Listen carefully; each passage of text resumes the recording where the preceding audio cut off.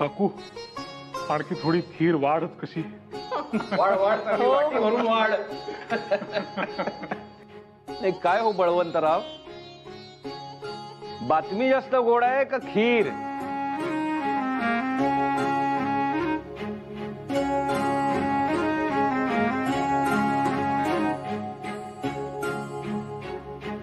हे काय अहो, निदान आजचा दिवस तरी विश्रांती घ्यायची. ते काही नाही, ते काम बंद करा आधी. गरम गरम हळद दूध आणले ना ते घ्या. तब्येत बघा किती खालावली आहे.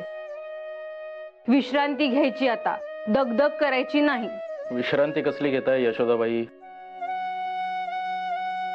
इतकी कामं खोळंबली आहेत, पटापट हाता वेगळी करायला हवी. उलट नेहमीपेक्षा दुप्पट वेगानं काम करायला हवं मी. अहो काम काय, ती जन्माला पुजली आहेत, ती होतच राहतील हो. तब्येत महत्वाची. आता हसतोय काय? मी काय खोटे खोटे रागे भरते होय तुम्हाला? एक वेळ ती कृष्ण ऐकेल, पण तुम्ही नाही बाई. अगं हसू नको, नाही तर काय करू? त्या तुरुंगामध्ये तुझ्यासारखे असे रागे भरणारं कोणी नव्हतं ना, म्हणून तुझं ते हॅमटेल पूर्ण तरी झालं. इतकी काही थट्टा करायची गरज नाही बाई. आता मला येतं हा नीट बोलता ते तुमचं ते हॅमटेल. काय? अहो ते बाई. यशोदा, आज बरेच दिवसांनी पौर्णिमेचा चंद्र बघितला असं झालं. तुझं हे असं रागे भरणं, हट्टानी जीव घालणं, रडणं, हे असं हसणं, त्या तुरुंगाच्या 4 भिंतींनी सगळं गिळून टाकलं होतं. काहीतरी कितीही साखर पेरणी केलीत ना तरी मी काही तुम्हाला आज काम करू द्यायचे नाही हो. चला, आपली आज्ञा शिरसावंद्य. नाही करत का मग तर झालं. बरं मला सांग, अजूनही आपल्या महिन्याचा पगार किती आहे? अवघे 40 रुपये. त्यात काय भागणार आहे? पगार वाढ व्हायला हवी. आपल्यालाही मुलं आहेत, घरदार आहे, संसार आहेत. काय करायचंय पगार वाढ होऊन? पगार आहे तेवढाच राहील. प्रत्येक वेळी तुम्ही हा विषय काढताना विसरता की आपला हेतू काय होता. राष्ट्रकार्य हा आपला हेतू आहे ना. मग 2 वर्ष हो किंवा 1 तप हो, पगार वाढायचा नाही. आपण आहे त्या पगारातच काम करायचं. हो बळवंतराव, तुम्ही शांत व्हा, शांत. हे पहा, एक वेळ कमी पगारावर काम करायला आमची काहीच हरकत नाही, पण आपला कर्जाचा डोंगर, त्याचं काय? मी डोंगरीच्या दिवसांवर एक पुस्तक लिहिलं. ते मी संस्थेला देतो. त्यातून जेवढं उत्पन्न होईल त्यामध्ये जेवढं कर्ज फिटेल तेवढं फिटेल. आता तरी मी एवढंच करू शकतो. हा एक मार्ग नक्कीच असू शकतो, पण हा एकमेव मार्ग नाही. आपल्याला पर्यायी मार्गाचा विचार करायला हवा.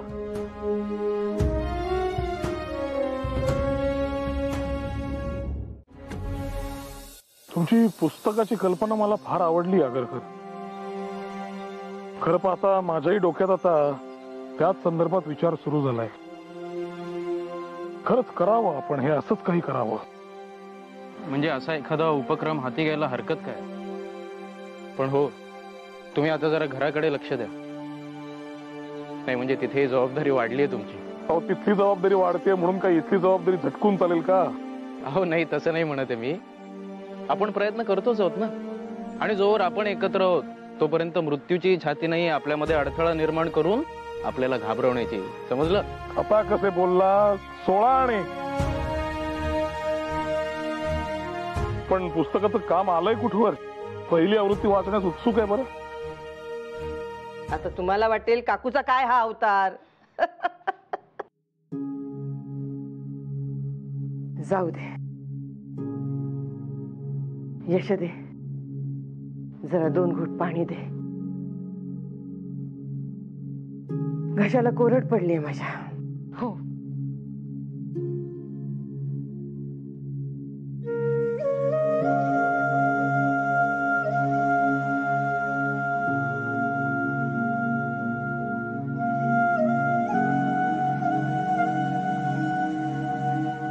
हे बघ, गप्पांच्या नादात ज्या कामासाठी आले ते विसरले.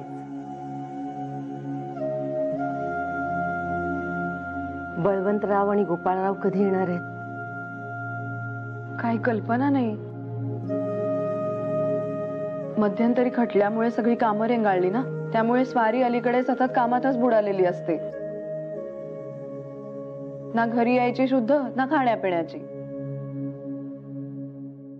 पण तुम्ही मला सांगा ना, मी घालेन की यांच्या कानावर. तुला सांगायचं असतं तर तुझ्या नवऱ्याची चौकशी कशाला केली असती? तुलाच सांगितलं असतं ना. म्हणजे पाहिलंच नाही यशोदा वहिनी, म्हणजे आता जी काही कामं सांगायची ती सुद्धा थेट यांच्याकडेच. आपल्याला काही म्हणून सांगायचं नाहीये. होयच मुळी. माझे काम तुमच्या नवऱ्यांकडे आहे आणि ते आल्याशिवाय काय मी सांगायची नाही. बर.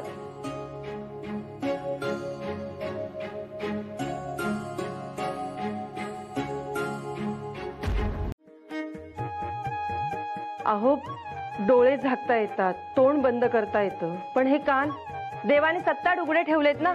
आता कानावर पडलं की ऐकू येणारच. बरं, मग आज काय ऐकलं तुमच्या या 7 उघड्या कानांनी? लोक ताटावर बसले की मन मोकळेपणाने बोलतात, मग ते कानावर पडतं.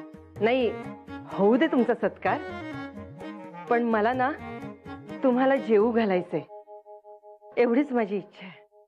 अहो, एवढे मोदक आणलेत की करून? अगं, ते आपलं तोंड गोड करायला. मोदकाचं काय, आड जिभेवर पडलं की पड जिभेला कळत सुद्धा नाही. मला ना तुम्हाला जेवू घालायचंय माझ्या खानामुळे.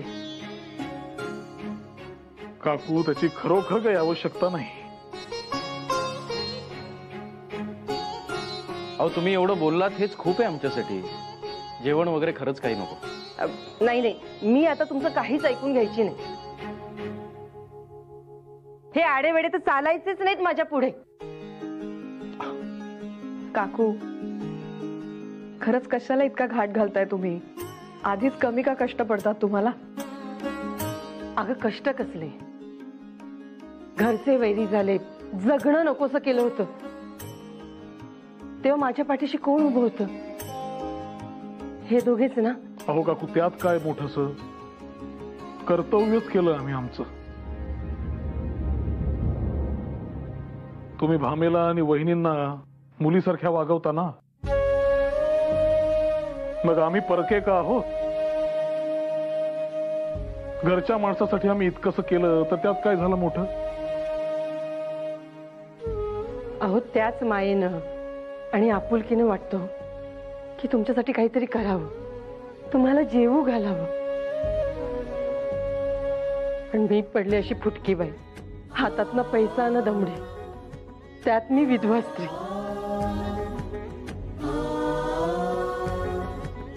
मी काय करणार कोणासाठी?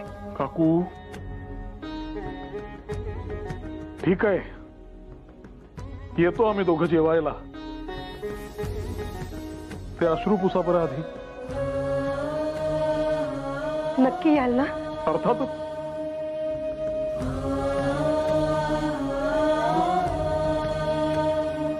माझं मन राखण्यासाठी बोलत नाही आहात ना? अहो नाही काकू, अगदी खात्री नाही हो आम्ही, मग तर झालं.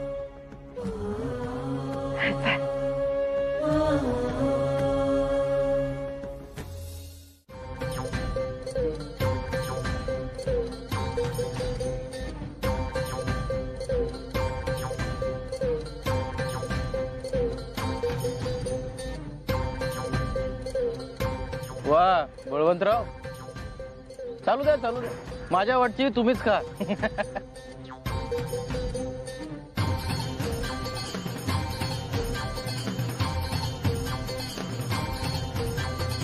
चला, इथे 5 संपत आली, तुमची 2च झाली आहेत आत्ताशी. चला चला चला, वेग वाढवा. हो हो हो, खाऊ तर द्या.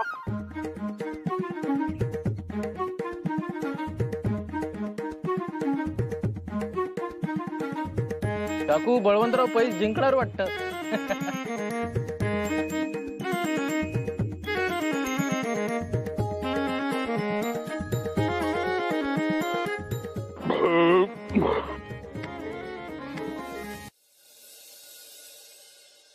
यशोदा,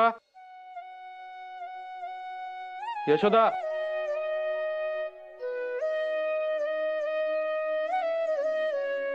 अहो बसून पाणी प्या.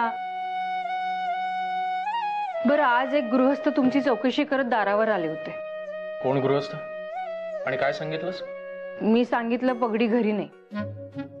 पगडी असा उल्लेख केलास तू माझा? हो का, काय झालं? काय म्हणाले हे गृहस्थ? काय काम होतं? मी नाही विचारलं बाई. यशोदा, कोण होतं माहित नाही, कुठून आले पत्ता नाही, काय काम होतं विचारलं नाही, असं कसं? अहो, दारावर आलेल्या परपुरुषाशी गप्पा छाटणं असं बरं दिसतं का? गप्पा? अगं, माझ्या अपरोक्ष कोणी माणूस घरी आला तर त्याची चौकशी करणं म्हणजे गप्पा छाटणं होतं का? अहो, असं काय करता तुम्ही? कसं बोलताय? लोक काय म्हणतील? घरंदाज बाईने असं काय घरंदाज? घरंदाज बाईने परक्या पुरुषाची चौकशी केली म्हणजे तिला शेपूट फुटतं का शिंग उगवतात? शी बाई, काहीतरी असतं तुमचं अगदी जगा वेगळं. असं असतं का कुठे? नाही म्हणजे दारावर एखादा परपुरुष आलाय आणि घरंदाज बाई चौकशा करते, रुचतं का तुम्हाला तरी? याच्यात रुचण्याचा न रुचण्याचा काही संबंधच नाहीये. मर्यादेत राहणं म्हणजे घरी आलेल्या माणसाची चौकशी करू नये असं नाही होत. मूर्खपणा म्हणतात त्याला. मूर्ख? आधीच लोक काय काय बोलतात मला, त्यात तुम्ही अजून नवीन नवीन काय काय शिकवा मला. आता यात रडण्यासारखं काय आहे? साधी गोष्ट सांगितली मी तुला, इथून पुढे लक्षात ठेव म्हणजे झालं. जुन्या चुका सुधारायची संधी मिळते ही फार मोठी गोष्ट आहे. पानं घे, मला जेवण करून निघायचंय.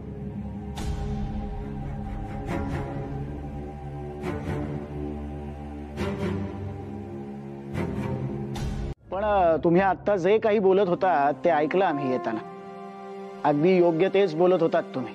बळवंतराव, ज्या वेळेला आम्ही आमच्या खेळाची जाहिरात केसरीमध्ये देतो ना, त्यावेळेला गर्दी अशी ओसंडून वाहत असते.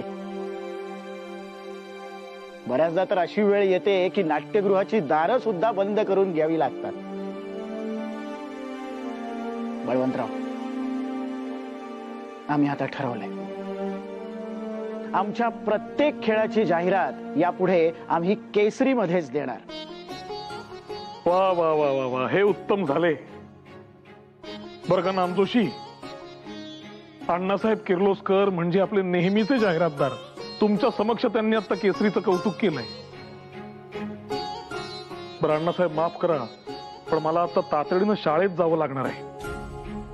नामजोशी, तुम्ही जाहिरातीचा मसुदा लवकरात लवकर तयार करून घ्या. हो. हे कसं करता का? तुम्ही येता का शाळेत माझ्यासोबत? मग ती व्यक्ती भलेही पुरुष असो. मग काय, थेट तुम्ही म्हणालात ना, अगदी तसं केलं. बसा म्हणाले, नाव विचारलं त्यांना. नाही म्हणजे खर तर तेव्हाच लक्षात यायला हवं होतं माझ्या. पण मला बाई काय हो, सासरेत ते माझे, तर काय विचार करत असतील ते माझ्याबद्दल, काय वाटलं असेल त्यांना. आधीच सासूबाईंना मी नकोय. अहो, तुम्हाला दुसरं लग्न कर असं सांगायला आले का ते इथे? अहो, हसताय काय? इथे जीव चाललाय माझा. अगं हसू नको, नाही तर काय करू? जेव्हा नव्हतं विचारलंस तेव्हाही रडलीस, आणि आता एवढं विचारलंयस तरी रडतीस. मग का आलेत ते? आता मामा कशासाठी आलेत मला माहित नाही, पण एक गोष्ट मात्र नक्की, हे जर रडणं थांबवलं नाहीस तू तर मात्र मला दुसरा विचार करावा लागेल. मी कुठे रडते? मी नाही रडते बाई. हे बघा, प्रत्येक माणूस वेगळा, सगळ्यांना सगळं कसं साजरं दिसावं. मित्रांनी एकसारखं असण्यापेक्षा ते इंग्रजीत म्हणतात ना तसं कॉम्प्लिमेंटरी असावं. हे मात्र खरंय. फार योग्य बोलला. बळवंतराव, माझ्या मनामध्ये एक विचार आला होता. विद्यार्थ्यांची माझ्यासारखी गैरसोय होऊ नये म्हणून त्यांच्यासाठी आपण आपल्या शाळेमध्ये एखादं ग्रंथालय सुरू केलं तर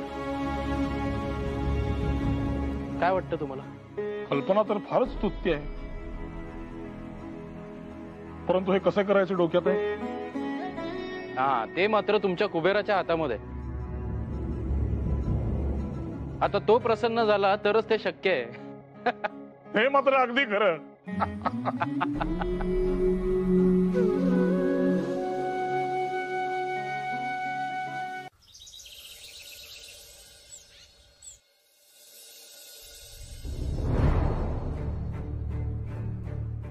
आत येऊ शकतो का आम्ही? मी लिहित असताना मला त्रास द्यायचा नाही हे किती वेळा सांगायचं आता?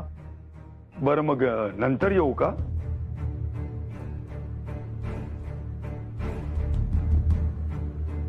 आपण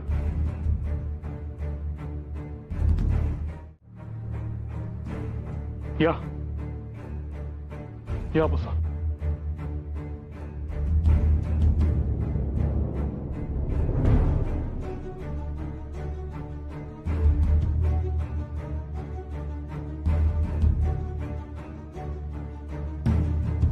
इकडे कसं येणं केलं खाशा स्वाऱ्यांनी? हा स्वर आमच्या स्नेहाचा निश्चितच नाही. आबासाहेब, आपला जुना स्नेही संपला डोंगरीच्या तुरुंगात. माफी मागावी लागली तेव्हाच त्याचा खून पडला. आमची काही कारणं असतील ना बळवंतराव. अहो, राजकारण म्हणा किंवा समाजकारण म्हणा, सगळ्या गोष्टी आपल्या मर्जीने नाही ना करता येत. समजला, आपला नाईलाज समजला. मग आता हा संताप जाऊन आमचे जुने स्नेही आम्हाला परत मिळाले असे समजावे का आम्ही?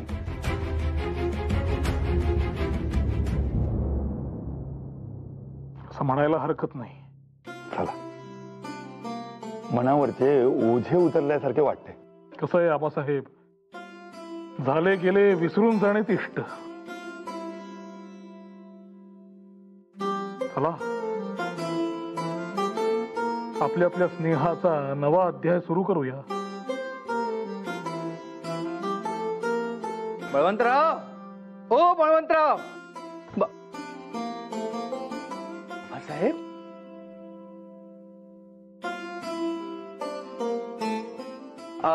अहो हो, आमच्या घरी मंडळींचं कुठल्याशा व्रताचं उद्यापन होतं.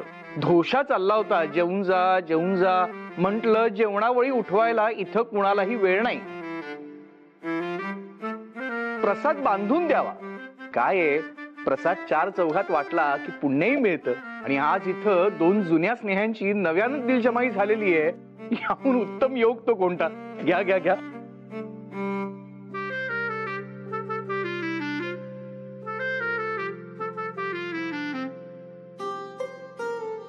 दीनानाथ, दीनानाथ, कागदपत्र घेऊन ये. बळवंतराव, ही तुम्ही सांगितल्यानुसार अंदाजपत्रक तयार केलेली आहेत. बघून घ्या. कसले अंदाजपत्रक? अरे हो आबासाहेब, शाळा झाली, आता नवं महाविद्यालय सुरू करण्याच्या आम्ही सारे प्रयत्नात आहोत. अरे वा वा वा वा. म्हणजे प्रसादाबरोबर गोड बातमी सुद्धा. आता आणखीन हे नको. अरे कसलं ऋण फिटलं असं समज. तुम्ही जे कार्य करतायत, तू, बळवंतराव आणि तुमचे सहकारी केसरीमध्ये, न्यू इंग्लिश स्कूलमध्ये, अरे ते फार थोर आहे. असं काही करणं आम्हाला जमणार नाही. आपल्या 4 पिढ्यांमध्ये कोणीही तुरुंगवास भोगला नाही. तो तू भोगलास, आणि तेही चोरी चपाटीसाठी नव्हे, तर समाजाच्या हितासाठी. म्हणून हे ठेवा, आमच्याकडून फुलना फुलाची पाकळी समज.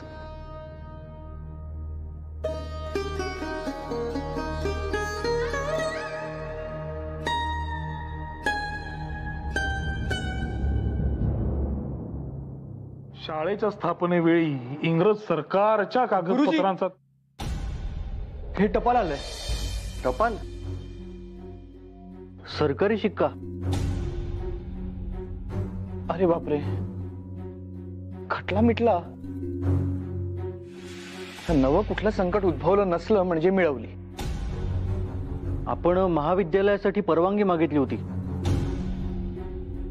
त्या प्रस्तावाला नकार आला का काय? का अजून एखादं समन्स? आपटे, हे सतत असं घाबरून कसं चालेल हो? पत्रकारितेच्या क्षेत्रात आहोत ना आपण. वाघाचं काळीज घेऊन राहायला हवं. हे सतत असं सशासारखे भेदरलेले राहिला तर काय होईल? तो लिफाफा उघडा आधी, काय लिहिलंय वाचा.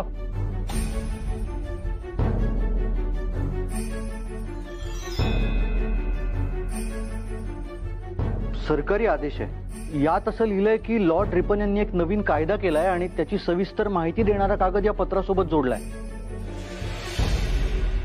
गुरुजी, लॉर्ड रिपन कोण? लॉर्ड रिपन म्हणजे व्हॉइसरॉय ऑफ इंडिया. व्हॉइसरॉय म्हणजे कोण? इथल्या सगळ्या साहेबी अधिकारांहूनही मोठा, सगळ्यात मोठा अधिकारी. इतक्यात जो हंटर आयोग आला त्याची नेमणूक यांनीच केली होती. आणि एकूण उदारमतवादी व्यक्ती असं लौकिक आहे यांचा. भारतीयांना अनेक अनुकूल असे नियम यांनी आणले. अहो आपटे, वाचा तरी पत्र. सहनशक्तीचा अंत बघताय का? नाही तर आणा, मी वाचतो.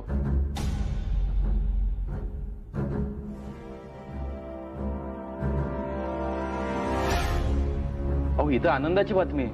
आधीच्या व्हॉइसरॉयनी लागू केलेला व्हर्नाक्युलर प्रेस ऍक्ट या रिपन साहेबांनी रद्द केलाय. काय सांगताय काय आगरकर? हो, म्हणजे आता देशी भाषेतील वर्तमानपत्रे सरकारी धोरणांची चिकित्सा करू शकतील. त्यावर घातलेली बंदी काढून टाकण्यात आली.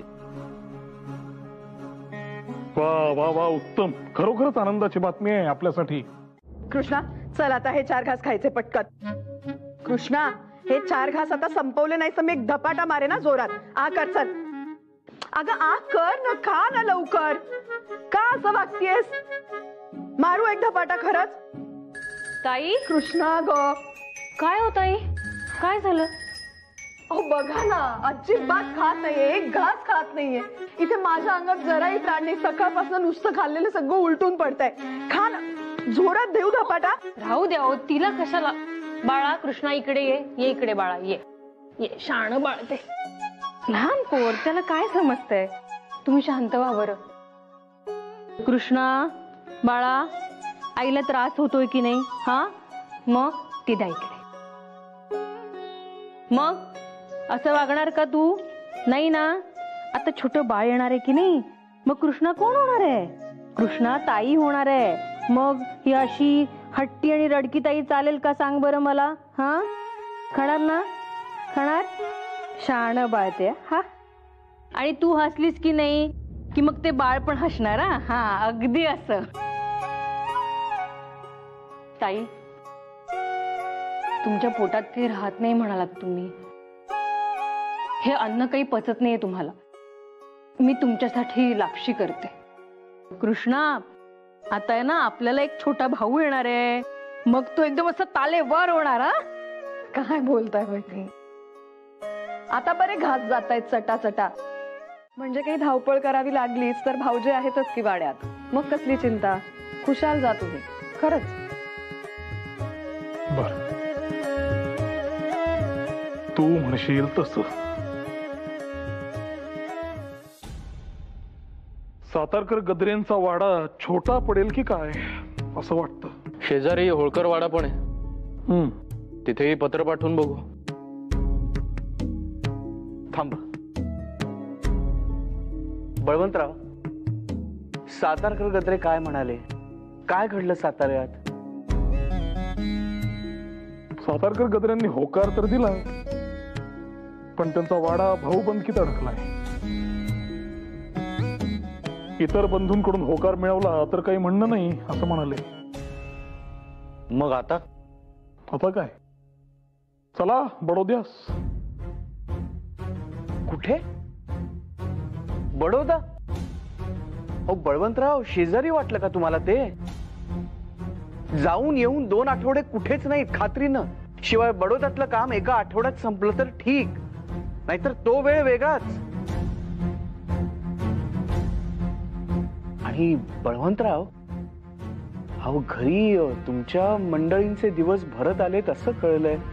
अशा नाजूक वेळी तुम्ही त्यांना सोडून बडोदा म्हणजे? मी म्हणताय ते बरोबर आहे.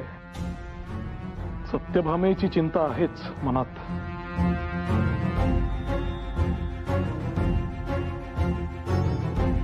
परंतु काम थांबवून कसे चालेल? राष्ट्रकार्याचे कर्तव्य प्रथम.